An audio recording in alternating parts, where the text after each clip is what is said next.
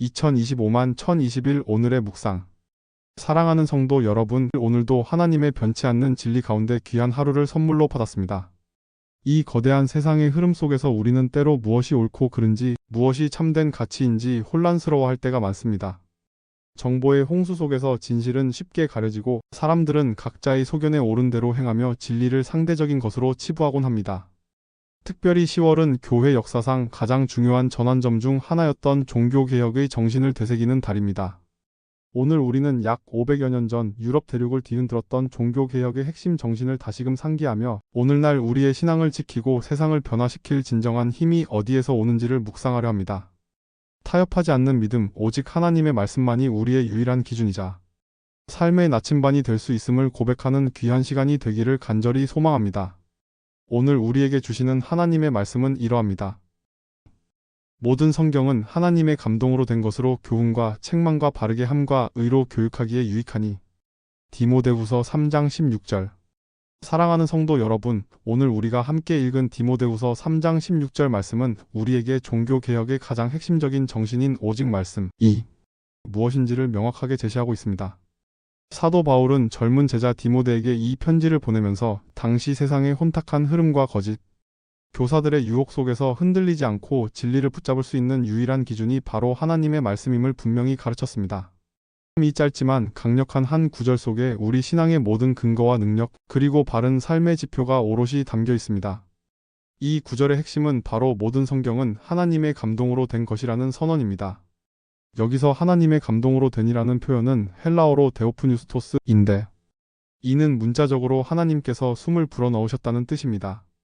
즉 성경은 단순히 인간의 지혜나 경험 혹은 뛰어난 사상가가 기록한 인본주의적인 문학 작품이 아니라는 말입니다.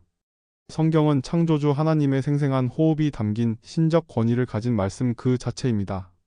성령의 감동을 받은 사람들이 하나님의 뜻을 받아 기록한 계시의 말씀인 것입니다. 이는 성경이 다른 어떤 종교, 경전이나 철학 서적과도 비교할 수 없는 절대적이고 오류 없는 진리의 보고임을 확증합니다. 이것이야말로 종교개혁자들이 생명을 걸고 외쳤던 오직 말씀의 핵심 근거가 됩니다. 교회의 전통이나 교황의 권위, 인간의 이성이나 감정보다 항상 상위에 있는 유일하고 최종적인 권위는 오직 하나님께서 불어넣으신 성경 말씀뿐이라는 것입니다.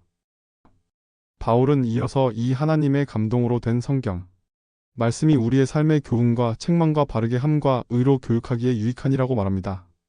이는 성경이 가진 4가지 기능이자 목적을 선명하게 제시하는 것입니다. 첫째, 교훈 디다스칼리아입니다. 성경은 우리가 하나님과 세상, 인간 자신과 구원에 대해 알아야 할 모든 참된 지식을 가르쳐 줍니다. 세상의 지혜는 계속 변하고 유행이 지나면 사라지지만 성경은 변치 않는 진리를 우리에게 가르쳐주며 우리의 영혼을 올바른 길로 이끕니다. 우리는 성경을 통해 세상의 창조와 인간의 타락, 하나님의 구원 계획, 예수 그리스도의 십자가와 부활, 그리고 영원한 생명에 대한 가장 중요한 진리를 배우게 됩니다. 둘째, 책망 엘레그모스입니다. 성경은 우리가 죄악에 빠졌을 때, 우리가 잘못된 길을 가고 있을 때 그것을 지적하고 경고합니다. 때로는 우리의 교만과 욕심, 죄악된 행실을 날카롭게 꾸짖기도 합니다. 이는 듣기에 불편할 수 있지만 마치 의사가 환부의 통증을 정확히 지적하여 치료의 길로 인도하듯이 성경은 우리의 영적 병을 진단하고 치료할 유일한 처방전이 됩니다. 우리가 말씀 앞에서 겸손히 자신을 돌아볼 때 성경은 우리의 양심을 일깨우고 회개의 자리로 인도하는 거룩한 거울이 됩니다. 셋째, 바르게 함 에파노르토시스입니다. 성경은 책망을 통해 우리의 잘못을 깨닫게 하는데 그치지 않고 그 잘못된 것을 올바른 방향으로 교정해 줍니다.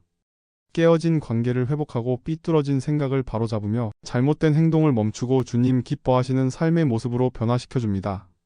마치 건축가가 기울어진 건물을 다시 세우듯이 성경은 무너진 우리의 영혼을 재건하고 견고하게 세워줍니다. 넷째, 의로 교육하기 파이데이아입니다. 궁극적으로 성경은 우리가 하나님 앞에서 의롭고 거룩한 삶을 살아갈 수 있도록 훈련하고 교육합니다. 이것은 일회적인 교육이 아니라 평생에 걸쳐 우리가 하나님의 성품을 닮아가며 그리스도의 장성한 분량에 이르도록 지속적으로 양육하는 과정입니다. 성경은 우리가 선한 사역을 감당하고 하나님의 영광을 드러내는 삶을 살아가도록 우리의 인격을 빚어가고 우리의 믿음을 성숙시켜 나갑니다. 이처럼 성경은 그 기원과 내용 그리고 목적에 있어서 완전하며 우리의 모든 신앙과 삶의 영역에서 유일하고 최종적인 권위를 가집니다. 종교개혁은 이러한 성경의 권위를 다시 회복하고 모든 성도가 말씀을 직접 읽고 묵상하며 하나님의 뜻을 발견할 수 있도록 길을 열어준 위대한 영적 운동이었습니다. 1517년 10월 31일 독일의 비텐베르크 교회 문에 마르틴 루터가 95개조 반박문을 내걸었던 사건은 중세 교회의 부패와 타락에 대한 정면 도전이자 인간의 전통과 교황의 권위가 아닌 오직 성경으로 돌아가자는 외침이었습니다.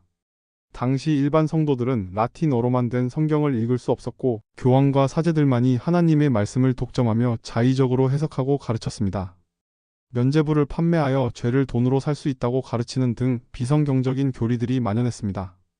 이에 루터를 비롯한 개혁자들은 성경으로 돌아가서 오직 믿음으로, 오직 은혜로, 오직 그리스도로, 오직 하나님께 영광이라는 외침과 함께 성경의 권위를 재확립하고 모든 사람이 하나님의 말씀을 직접 접할 수 있도록 성경을 자국어로 번역하는 일에 생명을 걸었습니다. 그들의 피땀 어린 노력 덕분에 우리는 오늘날 각자의 언어로 하나님의 말씀을 자유롭게 읽고 묵상하며 그분의 뜻을 깨달을 수 있게 된 것입니다. 그렇다면 오늘날 21세기를 살아가는 우리는 이 종교개혁의 정신, 즉 오직 말씀의 정신을 어떻게 우리의 삶에서 실천하고 경험할 수 있을까요? 첫째, 성경을 우리의 유일한 신앙과 삶의 기준으로 삼아야 합니다. 우리는 지금 수많은 정보와 가치관이 범람하는 시대에 살고 있습니다. 미디어는 끊임없이 우리에게 무엇이 옳고 그른지, 어떻게 살아야 행복한지 자신만의 기준으로 정의하려 합니다. 그러나 우리는 세상의 목소리에 현혹되지 않고 오직 하나님의 말씀만이 진리임을 인정하며 모든 것을 말씀의 빛 아래서 분별해야 합니다. 주일 설교를 듣거나 기독교 서적을 읽을 때에도 항상 그 내용이 성경적인가? 를 질문하며 검증하는 습관을 가져야 합니다. 우리가 개인적인 감정이나 경험 혹은 유행에 휩쓸리지 않고 견고하게 성경의 기초 위에 설 때 흔들리지 않는 믿음의 삶을 살 수 있습니다. 둘째, 날마다 성경을 읽고 묵상하며 개인적인 영적 성장에 힘써야 합니다. 종교개혁의 핵심은 모든 성도가 하나님의 말씀 앞에 직접 서는 것이었습니다.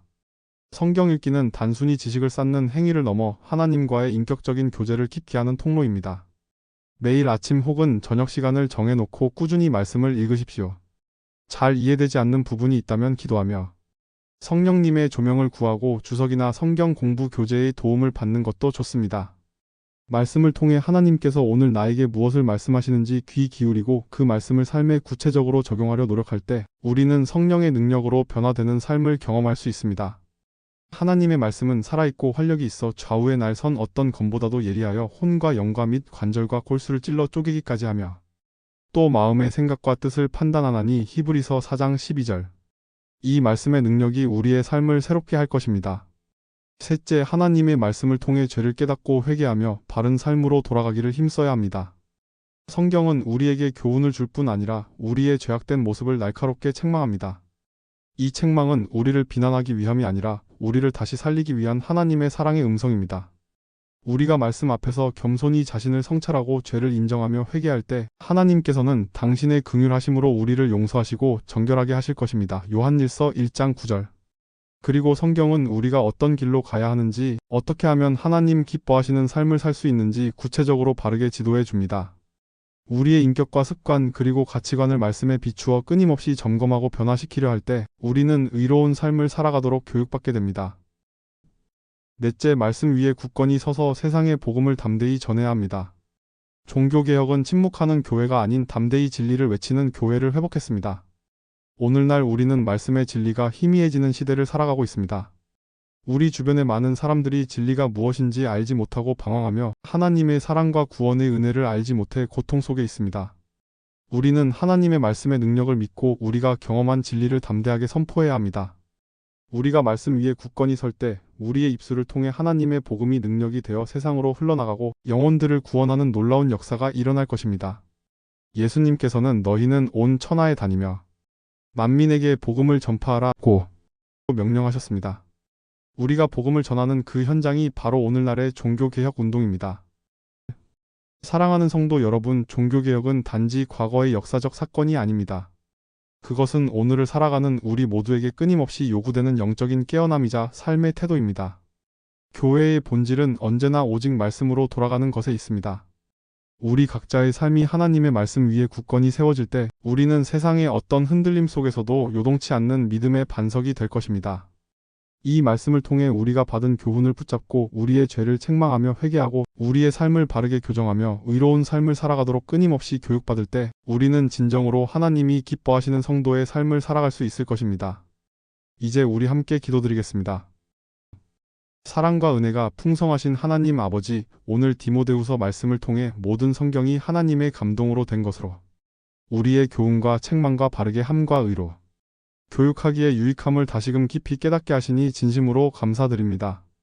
죄와 혼란으로 가득한 이 세상 속에서 저희가 의지할 유일한 진리의 빛이 오직 주님의 말씀임을 고백합니다.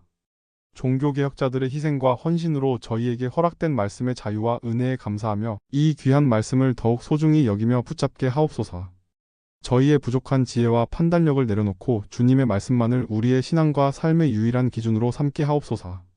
날마다 말씀을 읽고 묵상하며 주님의 음성에 귀 기울이게 하시고 말씀이 우리의 영혼을 깨우치고 변화시켜 죄를 회개하고 의로운 삶으로 나아가게 하옵소서. 저희의 마음을 열어 진리의 말씀을 온전히 받아들이게 하시고 말씀의 능력으로 세상을 이기는 담대한 믿음의 용사를 되게 하옵소서.